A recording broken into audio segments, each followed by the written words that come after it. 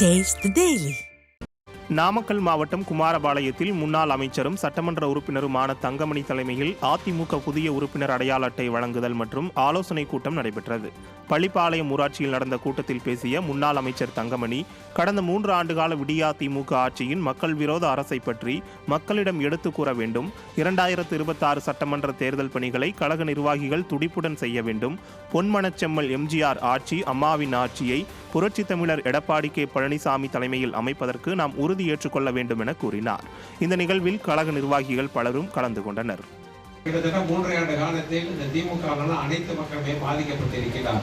கடந்த தேர்தலில் கூட சொன்னார்கள், எல்லாம் 1000 ரூபாய் கொடுத்த காரணத்தினால் நாம் வெற்றி வாய்ப்பு இழந்து விட்டோம் என்று சொன்னார்கள்.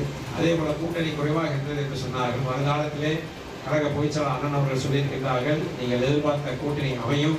ஆகையால் நிச்சயமாக அம்மாவுடைய ஆட்சி, பொன்மனச்செம்மல் புரட்சி தலைவர் எம்ஜிஆருடைய ஆட்சி அண்ணனுடைய தலைமையில் அமைப்பதற்கு இந்த நேரத்தில் நாம் உறுதி ஏற்றுக்கொண்டு வந்திருக்கின்ற கிளைக்கழக செயலாளர் அத்தனை பேருமே உங்களுக்கு நேரம் இருக்கின்ற போது அந்த கிளையிலே அனைவரையுமே வர சொல்லி நமது ஒன்றிய கழக செயலாளர் சொன்னதை போல அந்த உறுப்பினர் அட்டையை அவர்களிடத்திலே கொடுத்து நம்பரோடு அவர்களிடத்திலே கையெழுத்து வைக்க வேண்டும். உங்களுடைய மிலிக் நோட்டை இதற்கு பின்னால்